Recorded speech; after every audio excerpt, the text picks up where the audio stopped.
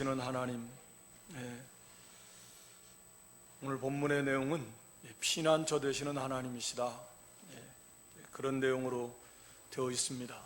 우리가 너무나 잘 아는 대로 사람들이 때로는 자신의 힘과 능력으로 해결할 수 없는 그런 어려운 일들, 환난을 많이 만나기도 합니다. 뿐만 아니라 인간의 힘으로도 해결할 수 없는 그런 일들을 만납니다. 그럴 때 사람들은 결국 자포자기할 수밖에 없고 좌절할 수밖에 없습니다. 두려움에 떨다가 그렇게 망하고 맙니다만, 그러나 우리 성도들, 여기 1절에도 우리 하나님 우리의 피난처시다 그랬는데, 우리 성도들에게는 똑같은 환난을 만나고 사람과 또 인간의 힘과 능으로 할 수 없는 그런 어떤 어려운 문제를 만난다고 하더라도 걱정할 것이 없는 것이 바로 하나님이 피난처가 되시기 때문이다 라고 하는 거죠. 그래서 여기 1절의 말씀이 중요한데요, 하나님은 우리의 피난처시요 힘이시니 환난 중에 만날 큰 도움이시다 라고 이렇게 말씀하고 있는 겁니다. 피난처라고 이렇게 표현을 하면서 우리가 쉽게 이해할 수 있도록 이렇게 표현하고 있는 거죠. 특히 시편에서는 이제 피난처라는 단어를 많이 쓰고 있습니다. 장소죠. 이런 어려움을 피할 수 있는 그런 장소, 위험을 피할 수 있는 장소, 하나님이 그렇게 되신다 그 말입니다. 하나님의 피난처 되신다. 그리고 그 하나님은 힘이시다. 그리고 환난 중에 만날 큰 도움이시다, 이렇게 말하고 있습니다. 그래서 힘을 주셔요. 우리를 보호해주고 피난할 수 있도록, 피할 수 있는 그런 그 피난처가 되실 뿐만 아니라 힘도 주셔서 그 고난을 이길 수 있는 그런 힘을 주시는 하나님이시고, 또 환난 중에 만날 큰 도움이시다. 환난이 아무리 커도 도움이 더 크다 그 말입니다. 환난이 엄청난 환난이 왔다, 그래도 하나님의 도움은 더 크다. 그래서 넉넉하게 이길 수 있습니다. 또 넉넉하게 피할 수 있습니다. 바로 하나님이 그런 분이시다 라고 하는 거죠. 그러니까 중요한 것은 하나님이 피난처시니까 피난처로 가야 된다는 거죠. 하나님은 우리의 피난처시다, 우리 성도들. 너무나 상식적이고 당연한 것 같지만 우리가 피난처로 바라만 보고 있으면 어떻게 해요? 저기가 피난처인데 저리로 가야 되는데, 저리 가면 사는데 가야 되는데, 그러고만 있으면 얼마나 어리석은 사람입니까? 그리 가면 되잖아요. 그러니까 가라는 겁니다. 마치 구약에 도피성을 만들어 놓고 요단강 건너서 3곳, 또 동편에 3곳, 6곳 만들어 놓고 그 도피성으로 가는 도로는 넓게 닦아놨잖아요. 그래서 누구든지 쉽게 그쪽으로 도피성으로 갈 수 있도록, 쉽게 찾을 수 있도록 그렇게 해놨습니다. 그래서 자기 원수가 자기를 해하려고 할 때도 이렇게 잘못 실수로 사람을 죽인 경우 도피성으로 도망가면 돼요. 전심전력에서 도망가고 거기서 삽니다. 우리 예수 그리스도를 상징하는 그런 제도였는데, 하나님이 피난처예요. 이걸 우리가 확신한다면 피난처로 가면 돼요. 마음과 생각으로만 가야 되는데 하지 말고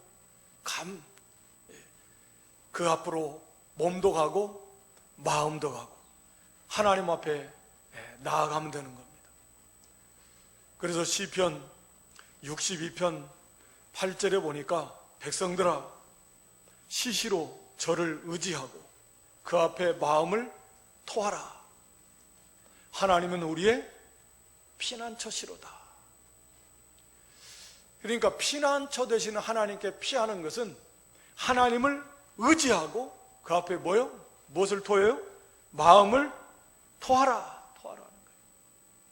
거기 시편 62편 8절 뒤에 몇 장 넘기면 있으니까 한번 찾아서 같이 한번 읽어볼까요? 시편 62편 8절입니다. 찾으신 분 같이 읽겠습니다. 백성들아, 시시로 저를 의지하고 그 앞에 마음을 토하라. 하나님은 우리의 피난처시로다. 그러니까 하나님은 피난처시니까 그 피난처로 가야 되는데, 뭐 하나님이 장소의 개념이 아니니까 그 하나님께 피하는 방법은 하나님을 의지하고, 그리고 하나님 앞에 마음을 토해 놓으라는 거예요. 어려움을 만나면 두려움도 있고 걱정도 있고, 어떻게 할 바를 모르잖아요. 마음에 있는 거, 두려움.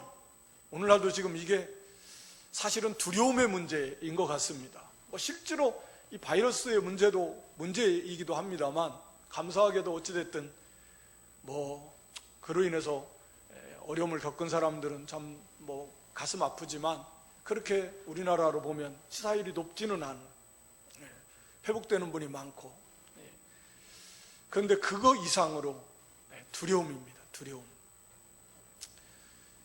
두려움 조심은 해야 되지만, 그러나 우리가 두려워할 필요는 없다 하는 건데, 특히 성도들이 이 두려워서 하나님 말씀을 지키기 어렵게 하고, 이게 사탄의 그런 방법, 중요한 방법이라고 그랬죠. 두렵게 하는 거. 두려워하지 말라. 두려움이 있으면 하나님 앞에 다 토해내요.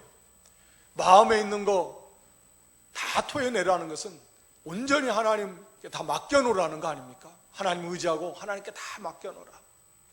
마치 한나의 기도처럼. 그래서 한나가 그렇게 기도하고 나니까 그 다음부터는 얼굴에 수색이 없어졌다. 그렇게 고통스러웠는데, 밥도 못 먹을 만큼 무슨 입맛이 있겠습니까? 너무 고통스러웠는데, 괴로웠는데. 그런데 하나님 앞에 다 쏟아놓으니까 마음이 그냥 쏙 평안해졌어요. 그래서 더 이상 얼굴에 근심 걱정의 빛이 없어져 버렸다 그랬습니다. 이 실제거든요. 그래서 하나님 앞에 다 쏟아놔야 됩니다. 그러니까 어떻게 해야 돼요? 기도해야죠. 기도하지 않고는 하나님께 피할 수 없습니다. 지식으로는 우리가 다 아는 거지만 실제로 하나님 앞에 피하려면 기도해야 된다니. 기도해서 마음을 다 쏟아놓으라는 거예요. 뭐 한두 번 해가지고 되겠습니까? 그렇게 되면 정말 좋겠지만, 기도해서 하나님께 마음을 다 쏟아다 될 때까지 전심으로 하나님 앞에 부르짖고, 그렇게 하나님 앞에 다 맡겨야 된다. 맡겨야 돼요. 우리가 피난처로 들어갔으면 거기다 다 맡겨야죠. 그 안으로 다 들어가야죠. 그런 다음에 그 말씀대로 이제 살면 된다는 거예요. 그게 피난처로 피한 성도의 모습 아니겠습니까? 피난처로 들어갔으면 그 안에서 살면 되잖아요. 밖으로 나가면 원수가 있는데 죽이려고 하는데 어떻게 됩니까? 당연하듯이 우리가 하나님께 맡겨놨으면 하나님 뜻대로 순종하며 살라는 거예요. 어차피 자기 힘과 능으로 안 되니까 하나님 찾고, 그래서 하나님께 맡겨놓은 거 아닙니까? 그랬으면 하나님 뜻대로 순종하면 되는 거 아니에요? 순종하면 돼요. 우리가 어떤 뭐 전문가를 찾는 것도, 내가 부족하니까 도움을 얻기 위해서 내 힘과 내 지식으로는 안 되니까, 내 기술로는 안 되니까 전문가를 찾아가서 의뢰를 하고 맡깁니다. 맡겨놨으면 딱 맡겨놔야지. 옆에 서가지고 자꾸 거기에 대해서 그건 내 생각에 이렇게 하면 좋겠는데 왜 그렇게 하네, 나 저렇게 하면 좋겠는데 왜 이렇게 하네. 그럼 그 사람이 뭐라고 그랬어요? 그러면 당신이 하지 왜 자꾸 나한테 맡겨가지고. 그럼 당신이 하세요. 그게 얼마나 어리석은 겁니까? 자기가 못하니까 맡겨놨으면 맡겨야지. 하물며 우리 힘과 등으로 안 돼서 하나님께 피하고 하나님 도와주세요. 그럼 하나님 그래 도와주겠다. 하나님께 다 맡겨주세요. 그래 내가 맡아주겠다. 감사합니다. 그랬으면 이제 하나님 그래 그럼 이제 내 말대로 해라. 알겠습니다. 그럼 내가 하나님 말씀대로 하겠습니다. 당연한 거 아니에요? 그렇게 해놓고도 그냥 제 생각에는 안 될 것 같은데요. 우리가 그런 어리석음을 얼마나 많이 반복하면서 이렇게 잘못된 삶을 살고 있는지. 그래서 하나님 앞에 다 맡겨놨으면 이제는 그분의 말씀대로 살려고 힘을 써야 돼요. 자기 인간의 수단과 방법은 다 내려놓고, 그래서 하나님 말씀대로 순종하는 삶을 살라는 거예요. 우리가 고린도전서 1장 25절에 보면 하나님이 미련한 것이 사람보다 지혜 있고 하나님이 약한 것이 사람보다 강하다. 하나님께 미련한 것이 있을 수 없고 하나님께 약한 것이 있을 수 없지만 사람 보기에는 미련한 것처럼 보이고 하나님 하시는 것이, 또 하나님 말씀이 사람 보기에는 약한 것처럼 보인다, 그 말이죠. 그렇지만 그렇게 보이는 것도 인간의 어떤 힘보다도 강하고 인간의 어떤 지혜보다도 더 뛰어난 그런 지혜다라고 하는 것이죠. 그래서 하나님 말씀대로 순종해야 되는데 이게 참 사실이 이게 잘 안 되는 거죠. 그래서 성경은 믿음은 들음에서 난다. 우리가 로마 10장 17절에 복음을 자꾸 듣는 가운데서 성령 하나님이 역사하실 때 그 믿음이 생겨나는 거 아닙니까? 우리가 하는 일은 자꾸 복음을 들려주고 듣게 해주는 거예요. 우리가 믿음 줄 수 없잖아요.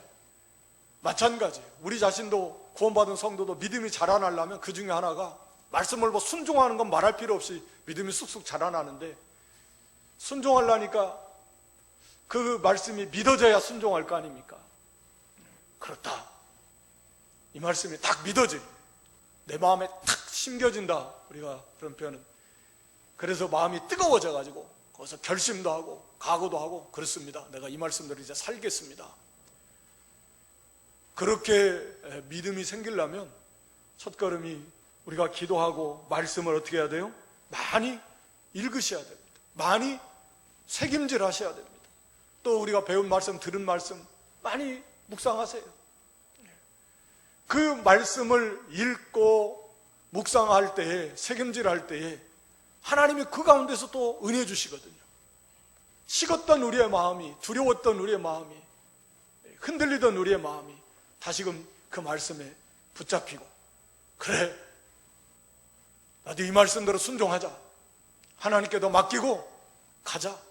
하나님이 어떤 하나님이신데, 여러분 성경에 얼마나 많이 하나님이 어떤 하나님이십니까?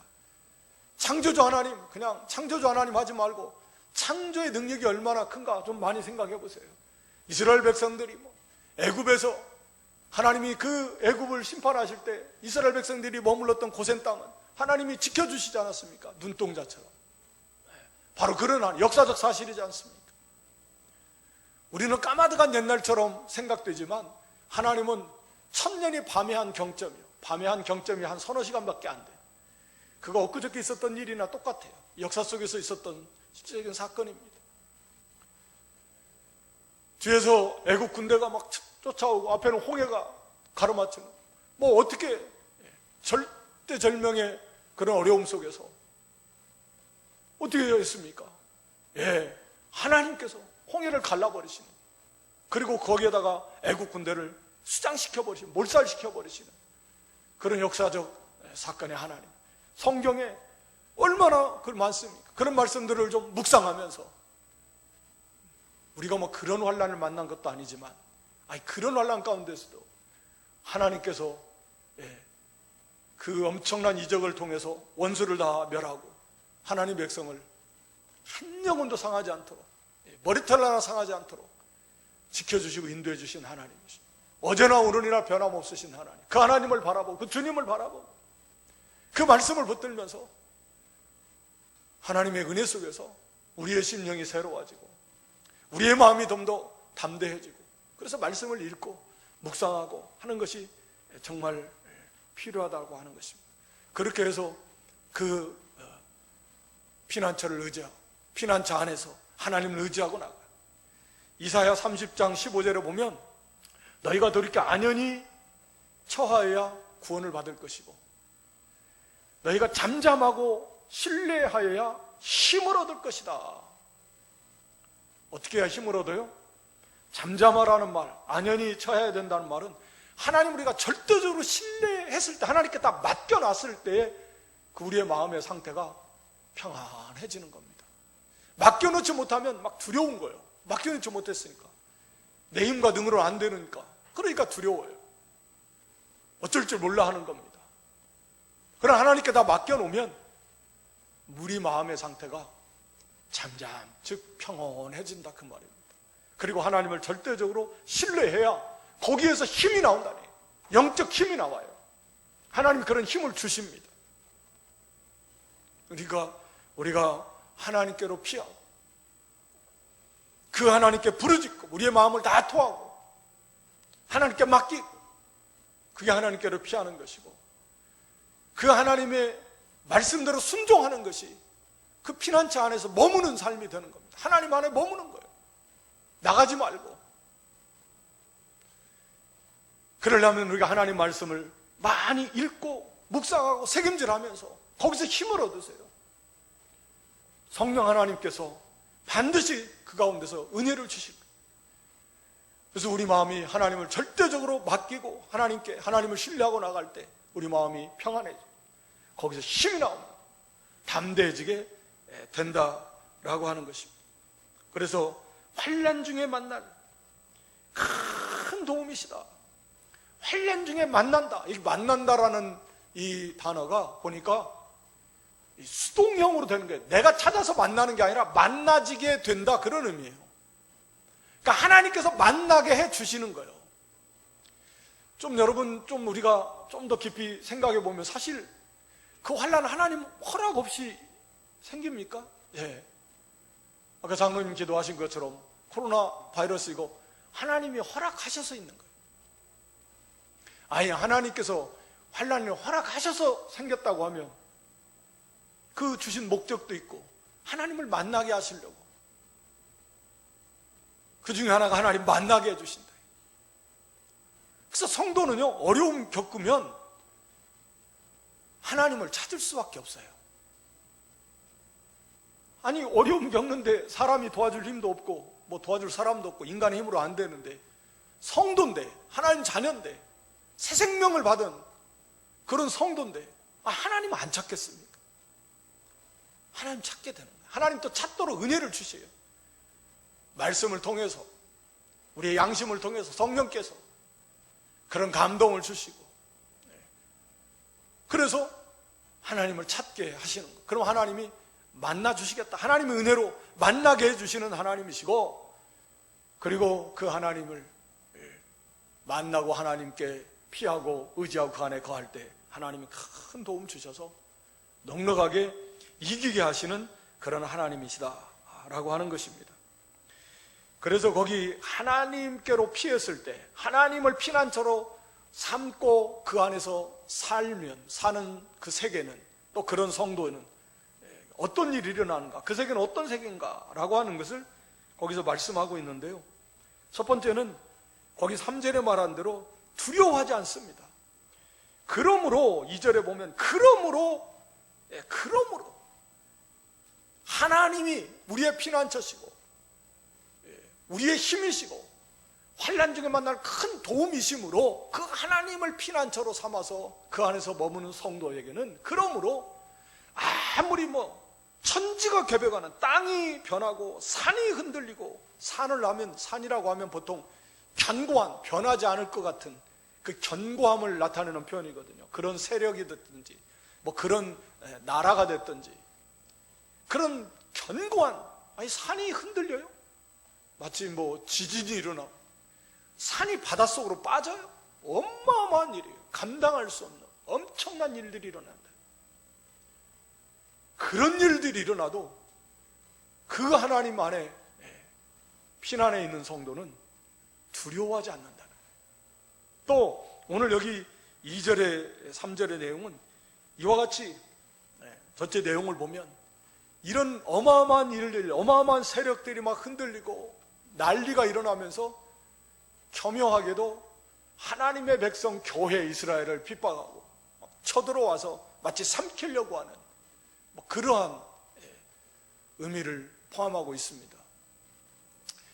마치 산이 흔들려 바다에 빠지는 것 같고 바닷물이 거기서 넘쳐가지고 삼키려고 하는 어떤 엄청난 일들이 일어나서 그런 기세로 이스라엘을 삼키려고 하는 이런 원수들이 쳐들어온, 교회를 무너뜨리려고 하는 이런 엄청난 일들이 일어난다고 하지만 그러나 두려워하지 않을 것이다.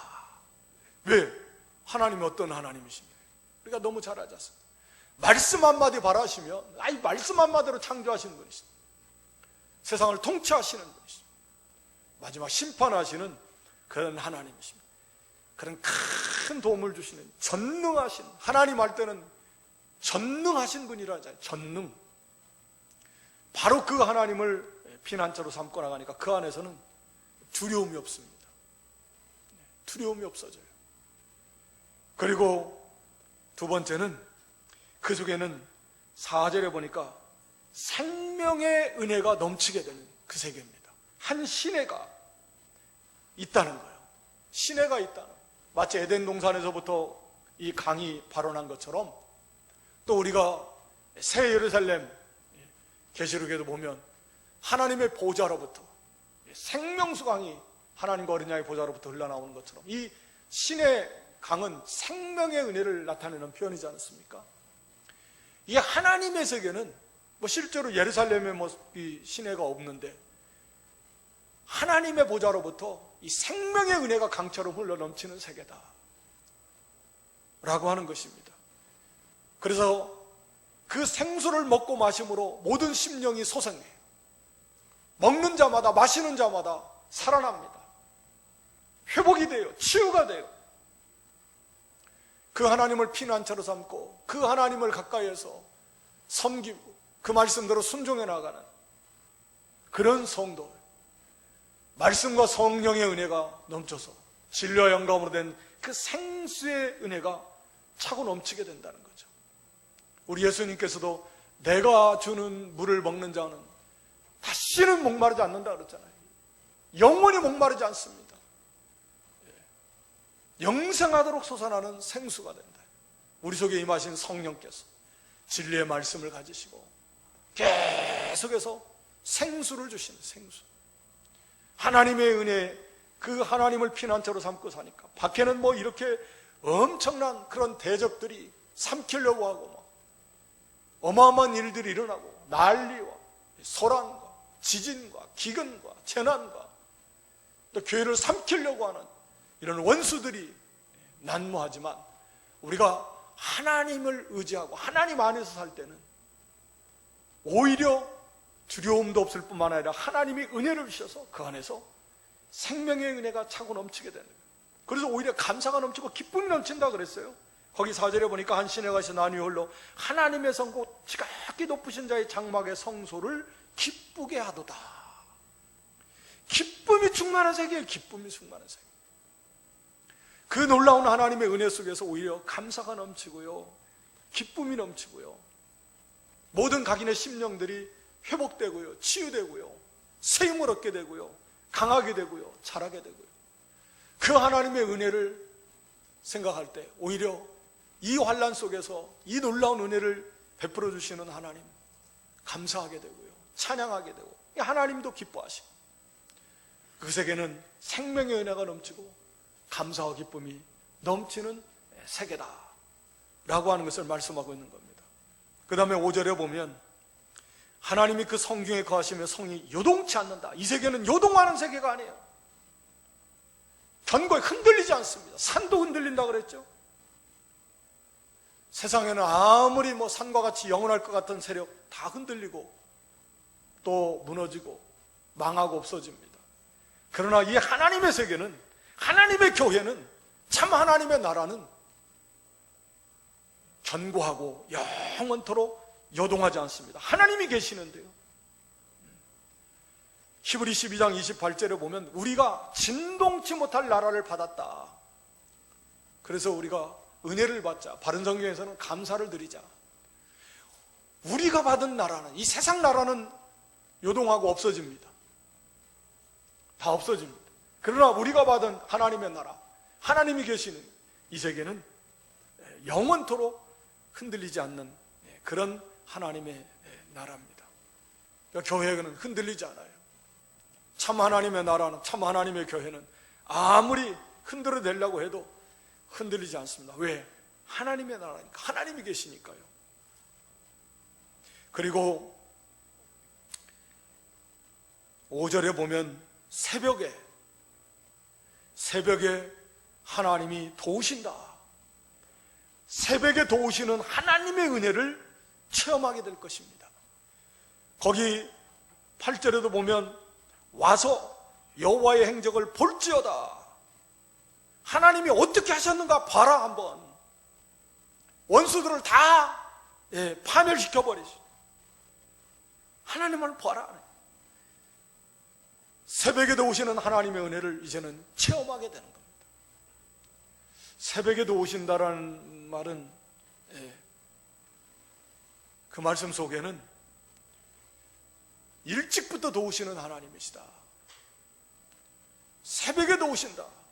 우리가 어떤 일이 일어나면 새벽부터 일어나가지고 아직 시간도 안 됐는데 새벽부터 일어나서 준비하고 하고 있지 않습니까? 마치 그런 것처럼 하나님께서 하나님 백성들을 향해서 도우시고자 하는 어떤 그런 하나님의 마음을, 그 사랑을 나타냈다고 볼 수 있습니다. 다니엘서에 보면 다니엘 10장에 다니엘이 하나님 앞에 결심하던 그때부터 하나님 앞에 겸비하고 하나님 앞에 기도하고 결심할 때 기도하려고 그 결심했을 때부터 하나님 벌써 그 다니엘의 그 기도를 들으셨다는 거예요. 이게 하나님의 마음이라는 거죠. 새벽부터 오신다. 그리고 새벽에도 오시는 하나님이시라는 의미 속에는 새벽은 새벽 동트기 전이 제일 어둡다고. 이제 고난이 깊어졌을 때 하나님의 도움이 반드시 오게 된다. 새벽은 반드시 옵니다. 세상 사람도 그런 표현 하잖아요. 그래서 어둠이 지속되자 반드시 새벽은 옵니다. 하나님의 도움은 반드시 오고 고난이 극심했을 때 하나님이 도와주셔서 거기서 건져주시는 하나님이시다 라고 하는 그런 의미죠. 그래서 원수들을 심판하시는 거예요. 와서 봐라. 하나님이 어떻게 원수들을 심판하셨는가. 세상을 심판하시는 그런 하나님이십니다. 그래서 하나님께서 우리가 구약의 특히 이 전쟁의 역사들을 보면서 피할 길이 없을 때 하나님을 향해서 전심으로 부르짖는 그런 선한 믿음의 왕들을 봅니다. 아사 왕도 그렇고 여호사밧 왕 같은 경우도 아사 왕도 역대하에 보면 하나님과 강한 자와 약한 자 사이에 도울 분은 하나님밖에 없습니다. 내 힘으로는 안 되는데 어떻게 합니까? 하나님 구스 100만 군대가 쳐들어왔을 때 하나님 앞에 간절히 부르짖으니까 하나님께서 이기게 해주십니다. 역대하 20장에 보면은요 거기 이제 여호사밧 왕의 전쟁이 나옵니다. 여러분 그 모압 암몬 마온 연합 군대가 쳐들어왔습니다. 그런데 여호사밧의 그 군대는 그 감당할 수 없습니다. 그래서 하나님 앞에 부르짖어요. 하나님 도와달라고, 여기서 구해달라고 온 백성이 모여서 하나님 앞에 부르짖습니다. 그럴 때 여호사밧 왕이 하나님을 신뢰하라 너희들. 그러면 하나님께서 너희들 지켜주실 것이다. 하나님께서 선자를 보내가지고 하나님께서 도와주시겠다. 하나님께서 하나님의 싸움을 싸우시겠다 약속하시잖아요. 그래서 전쟁하러 나갈 때 보면 성가대를 맨 앞에 세워서 나가지 않습니까? 성가대. 그 다음에 이제 군인들이 따라가요. 그 성가대들이 찬송하면서 나가는 게 이게 여호와의 싸움이에요. 전쟁하러 나가는데 앞에서 찬송하며 가는 사람이 어디 있습니까? 찬송하며 가는 거예요. 하나님의 약속을 믿고 원수들을 향해서 찬송을 할 때 하나님께서 역사가 나타나니까 그 원수들이 자기들끼리 싸워요. 그냥 싸울 것도 없어요. 자기들끼리 싸워서 다 죽이니까. 그래서 그곳을 불화가 골짜기다, 찬송의 골짜기다. 찬송해, 그 구원의 하나님을 찬양하며 나갈 때 하나님의 역사가 나타나니까 그들의 전리품을 취하는데 3일씩이나 걸렸다라고 이렇게 기록하고 있습니다.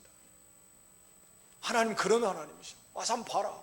우리가 성경을 통해서 그걸 믿음의 눈으로 바라보는 거예요. 역사 속에서 일어났던 역사적 사건들인데 잘 아는 히스기야 시대에도 아수르 군대 18만 5천 명 하나님 앞에 나가서 막 기도했지 않습니까? 하나님께 맡기고. 감당이 안 돼. 내 힘과 등으로 해결할 수 없습니다. 하나님께서 하룻밤 사이에 18만 5천 명을 싹 죽여버리셨습니다. 큰 소리 뭐 땅땅 쳤지만 얼마나 부끄러워요. 아수르 왕이 얼마나 부끄럽게 당황, 멘탈이 붕괴됐겠죠. 도망가요. 자기 아들들에게, 자기 신에게 경배하는 그 자리에서 죽임당하는 비참한 최후를 맞이하고 말았습니다. 우리는 그런 역사를 보는 거죠. 하나님 역사를 보는 겁니다. 살아계신 하나님 와서 봐라. 하나님이 어떻게 하나님 백성을 도우시는가, 어떻게 그들을 물리치시는가. 하나님을 피난처로 삼고 하나님을 의지하는 사람, 그걸 보게 되고 알게 될 거라는 거죠. 하나님을 피난처로 삼아야 돼요. 그래서 거기 10절에도 너희는 이르시기를 너희는 가만히 있어. 여기 가만히 있으라는 말은 인간의 계획을 도모하지 마. 우리가 할 일이 있어요. 그러나 때로는 우리가 할 수 없는 일이 있습니다. 하나님 우리를 통해서 이루시는 일이 있습니다. 그건 우리가 해야 돼요. 믿음으로 순종해야 돼요. 그러나 때로는 우리가 더 이상 할 수 없는 일이 있어요. 우리가 할 수 있는 것은 다 해놓고 그 다음은 우리가 못해요. 인간의 수단과 방법으로 하려고 하지 말고 믿고 하나님 의지하고 할 수 있는 거 해요. 그 다음부터는 하나님께 맡기는 거예요. 우리가 하라고 한 것은 하지만 그 다음은 하나님께 맡기는 거예요. 그러면 이제 하나님 봐라 너희들, 내가 하나님됨을 알아라. 하나님이 어떤 분이신가를 알아라. 여기 체험 속에서 알아라 그 말이거든요. 하나님됨을 너희들 알아라. 그렇지 않습니까? 우리도 하나님다, 하나님이 하나님이신 거 알지만 정말 하나님의 역사가 나타나면 야, 진짜 제자들이 말했던 과연 하나님이시구나. 실제로 지식으로 아는 거하고 실제로 그것을 체험했을 때하고는 차이가 얼마나 많겠습니까? 야, 진짜 하나님, 진짜 하나님은 하나님이시네. 그런 하나님을 체험을 통해서 알게 된다. 우리가 천국에 가도 뭐 지금 천국에 좋다 하지만 천국에 가면 진짜 천국이 천국이네. 이렇게 좋을 줄 몰랐네. 인간의 언어로 뭐 어떻게 말하겠습니까? 하나님의 세계라고 하는 것이 그런 거죠. 당시 이스라엘 백성들에게도 하나님이 하시는 말씀이요. 뭐 하나님인 줄 몰라서 이런 말씀 하시겠어요? 하나님 알아요. 창조주 하나님 압니다. 홍해를 가르신 하나님 알아요. 그러나 진짜 그 하나님을 체험해보지는 못했어요. 그래서 하나님을 체험해보라는 거예요. 너희들 하나님됨을 알아라. 과연 하나님의 능력이 얼마나 위대한가, 무한한가, 하나님의 지혜가 얼마나 뛰어난가. 그걸 알려면 그 하나님 말씀대로 하나님을 피난처로 삼고 그 하나님 안에 거할 때에 그 하나님을 알게 된다라고 하는 것입니다. 알게 된다라고 하는 것입니다. 그러면서 마지막 11절에 만군의 여호와께서 우리와 함께 하시니 야곱의 하나님은 우리의 피난처시로다. 하나님은 만군의 여호와, 모든 군대의 하나님, 하늘과 땅의 모든 군대, 전능하신 하나님이시다, 그런 의미죠. 야곱의 하나님이십니다. 선택하신 하나님. 야곱이 에서보다 못난 거 뭐 여러 가지 부족한 점이 많지만 하나님의 주권적 사랑으로 선택하셨습니다. 주권을 가지고 무한한 사랑으로 무조건적 선택이에요. 잘나서 선택한 거예요. 야곱의 일생을 보면 참 부족한 거 많아요. 그래도 하나님은 선택하시고 하나님의 언약의 배상, 언약 사랑의 대상자로 언약 백성으로 삼아주셨기 때문에 하나님 그 약속대로 변함없이 그 부족한 야곱을 기르시고 보호해 주시고, 그래서 하나님의 약속을 이루시는 하나님이시라는 거죠. 우리 비록 부족하지만 하나님이 우리를 선택하셨어요. 무한한 사랑으로 사랑하시고 우리에게 약속하신 그 약속대로 하나님은 반드시 그것을 이루어 나가시는 하나님이십니다. 그리고 임마누엘 하나님, 함께 하시는 하나님이십니다. 언제나 함께 하시는 하나님이시다 라고 하는 거죠. 시편 91편 2절을 한번 같이 보고 마쳐야 될 것 같은데, 뒤에 넘겨서 시편 91편 2절을 같이 한번 읽어볼까요? 내가 여호와를 가리켜 말하기를 저는 나의 피난처요 나의 요새요 나의 의뢰하는 하나님이라 하리니. 그리고 뒤에 91편 9절에 가서 보면요, 9절 10절까지만 같이 읽습니다. 9절 10절. 네가 말하기를 여호와는 나의 피난처시라 하고 지존자로 거처를 삼았으므로 화가 내게 미치지 못하며 재앙이 네 장막에 가까이 오지 못하리니. 예, 네가 말하기를 여호와는 나의 피난처시라 하고 지존자를 거처로 삼았으므로, 믿음대로, 하나님은 믿음대로 응답해 주시겠다. 네가 피난처로 삼았어? 그래, 내가 네 피난처가 되어주마. 네가 하나님을 거처로 삼아서 그 안에서 머물러 그 안에서 살았어? 그래, 그 믿음대로 내가 너를 지켜서 화가, 재앙이 내게 가까이 오지 못할 것이야. 그리고 마지막에 가서는 네가 16절에 장수함으로, 내가 장수함으로 저를 만족해하며 나의 구원으로 보이리라. 하나님께서 그 믿음대로 하나님이 다 갚아주시는 하나님이시라니까. 믿음대로 하나님이 갚아주시는 하나님이십니다. 우리도 하나님을 지식으로만 알지 말고 이런 시인처럼, 많은 믿음의 선진들처럼 하나님을 피난처로 삼으시는 전능하신 하나님이십니다. 환난 중에 만날 큰 도움이시오. 우리의 힘을 줘서 능히 이기게도 하시는 그런 하나님. 그 하나님께로 피하고 맡기고 그 하나님을 의지하고 그 하나님 주시는 그 세계 속에서, 그 세계 속에는 두려움이 없고 하나님의 생명의 역사가 넘친다 그랬죠. 영원히 요동하지 않습니다. 새벽에 도우시는 그런 하나님의 놀라운 은혜를 체험하게 될 하나님을 알게 되는 그런 복된 기회가 되는 것입니다. 지금 이렇게 어려움 가운데서 희한하게도 이렇게 마치 교회가 문제가 있는 것처럼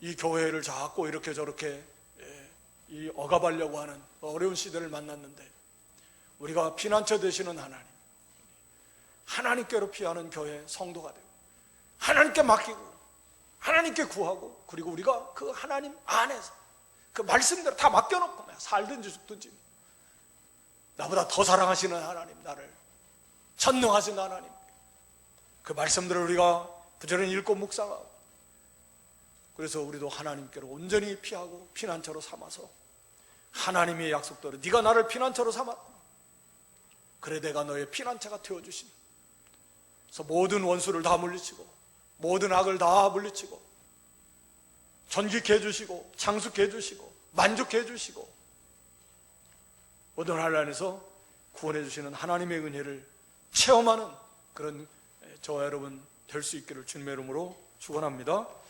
아버지 하나님,